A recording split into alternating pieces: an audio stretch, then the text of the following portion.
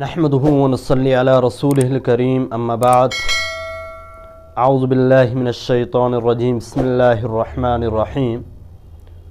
قل جاء الحق وزهق الباطل ان الباطل كان زهوقا۔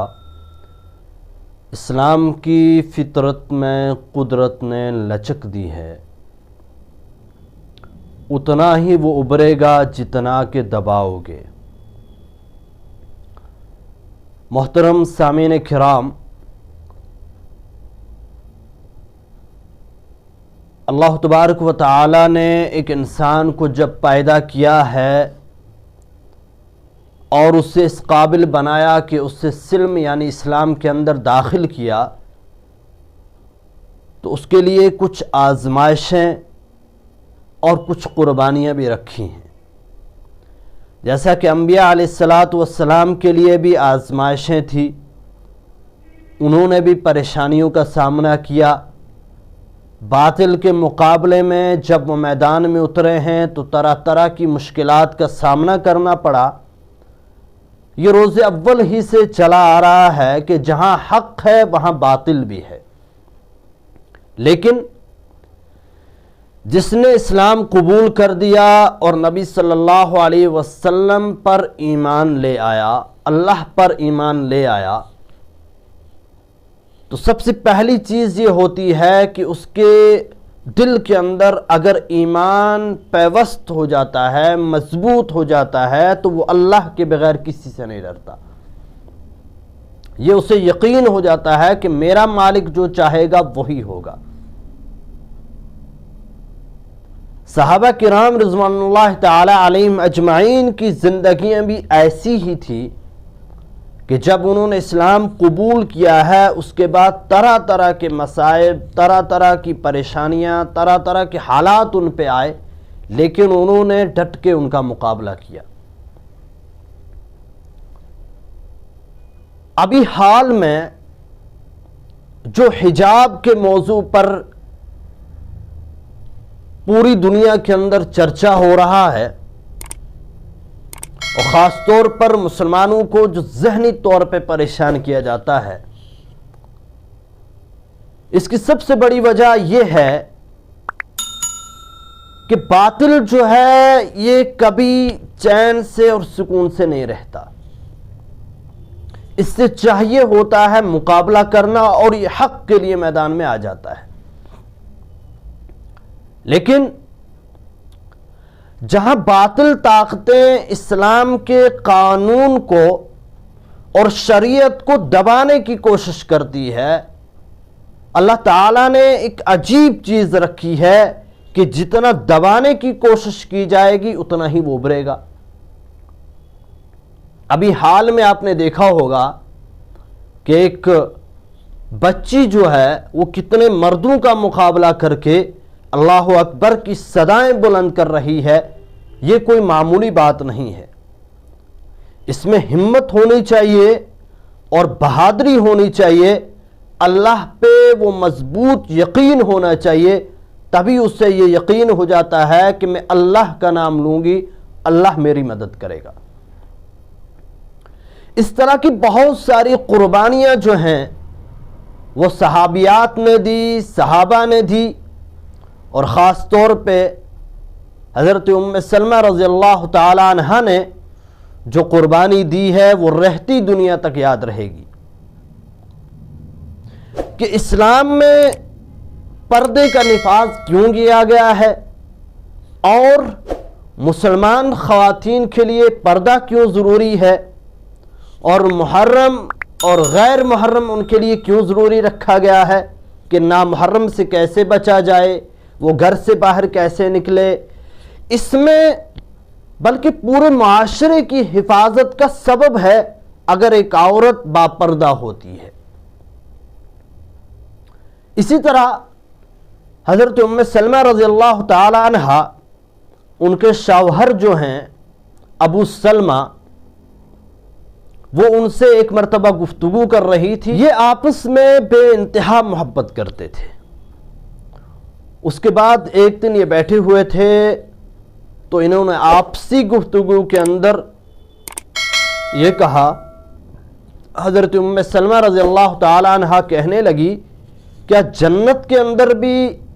ہم رہ سکتے ہیں جو دائمی زندگی ہے، ہمیشہ ہمیشہ کے لیے کی زندگی ہے، کیا وہاں بھی ہم دونوں ساتھ رہ سکتے ہیں؟ اس سوال پہ ابو سلمہ رضی اللہ تعالیٰ عنہ کہنے لگے ساتھ تو رہ سکتے ہیں، لیکن اگر میرا انتقال ہو جائے تو اس کے بعد آپ نے شادی نہیں کرنی ہے، اور آپ کا انتقال ہو جائے تو میں نے شادی نہیں کرنی ہے، تب ہم جنت میں ساتھ رہ سکتے ہیں۔ تو اس کے بعد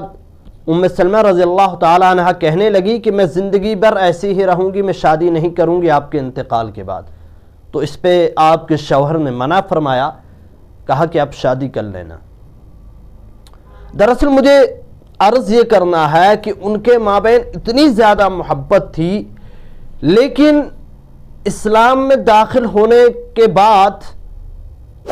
وہ جو ان پر مصائب آ رہے ہیں، جو مشکلاتوں کا سامنا کرنا پڑ رہا ہے،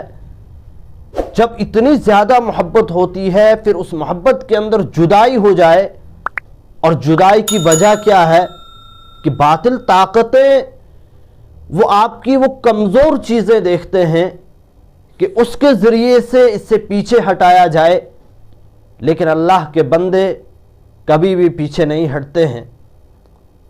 فرمایا جاتا ہے کہ حضرت سلمہ رضی اللہ تعالی عنہ اور ابو سلمہ رضی اللہ تعالی عنہ ایک مرتبہ مدینے کی ہجرت کے لیے ارادہ کرتے ہیں۔ جو ہی صبح نکلتے ہیں، سلمہ رضی اللہ تعالی عنہ اونٹ پہ بیٹھتی ہیں، اور آپ کا ایک چھوٹا ننھا بچہ بھی ہے آپ کی گود میں،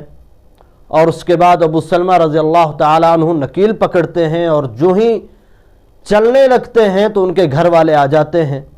اور اس سے اونٹ سے اتار لیا جاتا ہے، اس بچے کو بھی اور اس عورت کو بھی۔ چنانچہ انہیں روانہ کر دیا جاتا ہے، وہ روانہ ہوتے ہیں مدینے کی طرف، اور انہیں گھیر لیا جاتا ہے، انہیں بند کر لیا جاتا ہے، انہیں گھر کے اندر محصور کر لیا جاتا ہے۔ اس کے بعد یہ روتی ہیں، مسلسل روتی ہیں اپنے شوہر کی یاد میں۔ غلطی کیا ہے کہ اسلام قبول کیا ہوا ہے، کلمہ پڑھا ہوا ہے، اب ان کو مدینے جانے کی اجازت نہیں دی جاتی ہے۔ یہ روزانہ روتی ہیں اور ان کا دل جو ہے وہ کسی چیز میں نہیں لگتا۔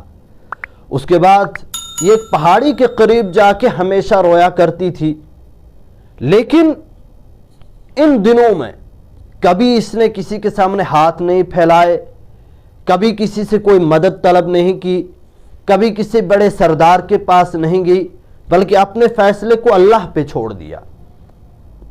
اور اس کے بعد سال گزر گیا، سال کے بعد جب یہ بہت تنگ آتی ہیں تو اللہ سے دعا کرتی ہیں کہ اللہ مجھے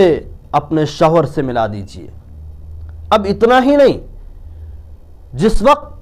یہ شوہر مدینہ کی طرف روانہ ہوتا ہے تو شوہر کے گھر والے اس کے گھر آتے ہیں۔ جب انہیں معلوم ہوتا ہے کہ بچہ جو بیوی کو جو ہے ساتھ نہیں بھیجا گیا ہے ان کے گھر والوں کی طرف سے، تو وہ کہتے ہیں کہ یہ ہمارا بچہ ہے، ہم اس گھر میں نہیں رکھنا چاہتے، وہ بچہ بھی اٹھا کے لے جاتے ہیں۔ اب شوہر بھی نہیں ہے ان کے پاس، بچہ بھی نہیں ہے، دونوں کی جدائی ایک ساتھ اور ایک سال گزر جاتا ہے۔ اس کے بعد ان کا بھائی جو ہے انہیں بڑا ترس آیا، انہوں نے اپنے خاندان والوں اور اپنے قبیلے والوں سے یہ کہا کہ کیوں ستا رہے ہو، اس کی کیا غلطی ہے، اس بیچاری کے آنسو ہم سے دیکھے نہیں جاتے، انہیں اجازت دیجیے اور یہ اپنے شوہر سے جا کے ملیں۔ اس کے بعد جب یہ نکلتی ہیں ہجرت کے لیے مدینہ منورہ کی طرف، جب یہ اونٹ پہ سوار ہوتی ہیں اور چلتے چلتے ایک جگہ ایک مقام پہ پہنچ جاتی ہیں، ایک صحابی رسول صلی اللہ علیہ وسلم جن کو مدینہ سے حالات دیکھنے کے لیے بھیجا گیا تھا، وہ راستے سے آتے ہیں۔ انہوں نے جب ایک تنہا عورت کو جاتے ہوئے دیکھا تو وہ ان کے قریب آئے اور پوچھا کہ آپ کون ہیں؟ تو فرمایا کہ میں سلمہ ہوں، میرے شوہر جو ہیں وہ مدینہ میں ہیں اور میں یہاں ہوں، میں مدینہ جانا چاہتی ہوں۔ تو یہ صحابی رسول صلی اللہ علیہ وسلم انہوں نے دیکھا کہ ایک تنہا عورت ہے، تو انہوں نے اس اونٹ کی جو ہے نکیل پکڑ لی اور ان کے ساتھ ساتھ چل دیے۔ چلتے چلتے راستے میں جب انہیں نماز پڑھنی ہوتی، یہ سائیڈ میں چلے جاتے، کسی درخت کے کنارے میں چلے جاتے۔ وہ جب نماز وضو وغیرہ نماز پڑھتی، اس کے بعد پھر سوار ہوتی، پھر سے آتے، تو انہوں نے آ کے انہیں مدینے میں پہنچا دیا، اور کچھ لوگوں نے کہا کہ آپ کے جو شوہر ہیں وہ قباء کے اندر ہیں۔ چنانچہ انہوں نے وہاں انہیں پہنچایا اور یہ واپس چل دیے۔ اس زمانے میں تو گاڑیوں کا کوئی انتظام نہیں تھا، باقی سواری کا کوئی انتظام نہیں تھا۔ آپ اندازہ کیجئے کہ کسی کی عصمت کو بچانے کے لیے یہ کہاں سے کہاں آتے ہیں اور پھر انہیں واپس جانا پڑتا ہے۔ تو اسلام کے اندر کچھ چیزیں ایسی آتی ہیں، کچھ مصیبتیں ایسی آتی ہیں کہ ہمیشہ انسان کو ان کا مقابلہ کرنا چاہیے۔ یہ تو شروع سے آ رہا ہے کہ جہاں حق ہے وہاں باطل ہے، اور باطل ضرور آئے گا، لیکن ان الباطل کان زہوقا، یہ جو باطل طاقتیں ہوتی ہیں، یہ جب سر اٹھاتی ہیں تو ان کا سر دبایا جاتا ہے، کیونکہ یہ مٹنے ہی کی چیز ہے۔ باطل کیا ہے؟ مٹنے کی چیز ہے۔ کچھ دن ان کا روب، ان کا دبدبا، ان کا ولولہ ہوتا ہے، لیکن جب تاریخ بدل جاتی ہے اور حق کے لیے حق والے میدان میں آ جاتے ہیں، باطل کی تصادم آرائی کے لیے، اس سے لڑنے کے لیے، تو پھر یہ طاقتیں بالکل جو ہیں کمزور ہو جاتی ہیں، ان کا کوئی معنی ہی نہیں رہتا۔ اس کے بعد ام سلمہ رضی اللہ تعالی عنہ جب پہنچتی ہیں تو ان سے پوچھا گیا کہ کیسا رہا آپ کا سفر؟ تو فرمایا میرے ساتھ ایک ایسا نوجوان، ایک ایسا آدمی تھا کہ میں واقعتاً میری آنکھوں سے آنسو آتے رہتے تھے کہ جب میں نماز کے لیے نیچے اترتی تھی وہ کسی درخت کے سائے میں جا کے کھڑا ہو جاتا تھا، اور پھر جب میں آ کے اونٹ پہ بیٹھ جاتی تھی وہ میرے قریب آتا تھا، اور انہوں نے یہ کہا کہ میں آپ کو مدینے پہنچا کر واپس آؤں گا۔ تو ام سلمہ کا قصور کیا تھا؟ انہوں نے اسلام قبول کیا تھا، اور اسلام کی وجہ سے مسلسل وہ 1 سال روتی رہی، لیکن اسلام نے ایسی طاقت بخشی ہے ایک عورت کو، بلکہ جنہوں نے بھی اسلام قبول کیا اللہ تبارک و تعالی انہیں ایسا جذبہ دیتے ہیں اور ایسی ہمت دیتے ہیں کہ وہ سوائے اللہ کے کسی کی دہائی نہیں دیتے، کسی کی دھر کی کوئی آرزو نہیں ہوتی، کوئی تمنا نہیں ہوتی، اور جب وہ سچے دل سے اللہ کو پکارتے ہیں تو اللہ ان کی مدد کرتا ہے۔ 1 سال مسلسل گزر جانے کے بعد جب وہ اللہ سے مانگتی ہیں اپنے شوہر کو اور اپنے بیٹے کو، اللہ تبارک و تعالی ان کی آرزو کو پورا کر دیتے ہیں۔ اسی طرح اسلام کے اندر بہت سارے ایسے واقعات ہیں جہاں یہ باطل طاقتیں جو ہیں سامنے آتی ہیں، لیکن ان سے بالکل بھی نہیں گھبرانا چاہیے، بلکہ یہ کہ ان کے مقابلے کے لیے ہمیشہ ہمیں تیار رہنا چاہیے کہ آج جو بھی حالات ہیں کل اس سے مشکل حالات ہوں گے، اور آنے والے دنوں میں اس سے مشکل حالات ہوں گے، بلکہ مرد مومن وہ ہے جو ان حالات کا مقابلہ کرنے کے لیے اپنے نفس کو ہمیشہ تیار رکھے، کیونکہ باطل طاقتیں چاہتی ہی یہی ہیں کہ اسلام والوں کو کمزور کیا جائے، اور جب کمزوری کسی قوم کا پیشہ بن جاتی ہے، کمزوری کسی قوم کے اندر داخل ہو جاتی ہے، پھر وہ قوم نیست و نابود ہو جاتی ہے۔ اسی طرح ہر دور میں نوجوان سامنے آئے ہیں، نوجوان بہنیں سامنے آئی ہیں، نوجوان بھائی سامنے آئے ہیں جنہوں نے باطل کا ڈٹ کر مقابلہ کیا ہے، انہوں نے نیست و نابود کرنے کی کوشش کی ہے۔ ابھی جو بات چل رہی ہے پردے پہ، کہ پردے پہ جو ہے پابندیاں عائد کی جائیں، اسکولوں کے اندر پردہ نہیں ہوگا، کالج کے اندر پردہ نہیں ہوگا، بلکہ یہ کچھ شر پسند لوگ ہوتے ہیں جو اس طرح کی باتیں کرتے ہیں، لیکن ہمیں ہمت سے کام لینا ہے، حوصلے سے کام لینا ہے، اور خاص طور پہ ان دنوں پہ اپنے پردے کا بہت زیادہ اہتمام کرنا ہے کہ اپنے جو پردہ ہے اس کو لازم پکڑیں۔ یہ نہیں کہ سب سے بری چیز ہمارے معاشرے کے اندر یہ آ چکی ہے کہ جس کے پاس 2-4 پیسے ہو گئے سب سے پہلے وہ اپنا لباس اتار کے پھینک دیتی ہیں، اور وہ یہ کہتی ہیں کہ وہ غریبی کے دن چلے گئے، وہ زمانہ چلا گیا کہ جب برقع پہن کے جایا کرتے تھے۔ آج ہمارے پاس اچھے سے اچھا لباس موجود ہے، ہم وہ پہن کر جائیں، لیکن انہیں معلوم نہیں ہے کہ دین کی بقا اور دین کی آبیاری کے لیے ضروری ہے ایک عورت کا باحجاب ہونا، با پردہ ہونا، اسی سے معاشرہ درست ہوتا ہے۔ یہ نہیں کہ غریبوں کے لیے بنایا گیا ہے یہ حجاب، بلکہ اعوذ باللہ یہ قرآن کی اس آیت کا انکار کیا جاتا ہے جس کے اندر پردے کا حکم ہے۔ یہ اس چیز کو ہمیں ذہن سے نکالنا چاہیے، کوئی امیر ہے کوئی غریب ہے، ان کے لیے پردہ لازم ہے۔ شہنشاہ بطحہ تاجدار مدینہ صلی اللہ علیہ وسلم کی جو ازواج ہیں، اگر وہ یہ چاہتے تو جناب محمد الرسول اللہ صلی اللہ علیہ وسلم اپنے گھر کو خزانے سے بھر دیتے، ہر چیز سے بھر دیتے، لیکن ان کی اہلیہ جو ہیں وہ اتنے بڑے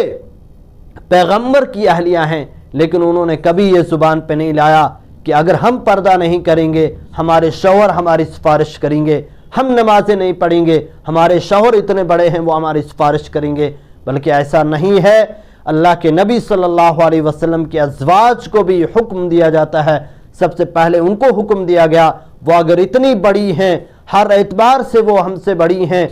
ان کا جو احترام پوری امت پر لازم ہے۔ اگر انہوں نے پردہ کیا ہے تو ہماری ماں بہنوں کو بھی یہ نہیں کہنا چاہیے کہ پردہ ان کے لیے لازم کیا گیا ہے، پردہ ان کے لیے لازم کیا گیا ہے یا غریبوں کے لیے پردہ ہے، بلکہ نہیں، اللہ تعالیٰ نے جتنی وسعت دی ہے اس اعتبار سے اپنے جسم کو ڈھانپنے کی کوشش کریں، اور پردے کا رواج جو ہے اس سے عام کرنے کی کوشش کریں۔ پوری دنیا کے اندر جس طرح پردے کا اہتمام کیا جاتا ہے تو اس سے لازم پکڑیں، اور خصوصاً یہاں جو ہماری وادی ہے اس کے اندر بھی اس کا اہتمام ہونا چاہیے۔ اللہ تبارک و تعالی ہم سب کو باطل طاقتوں کا مقابلہ کرنے کی توفیق عطا فرمائے، اور اپنے اسلام پہ اور اپنے ایمان پہ قائم و دائم رکھے۔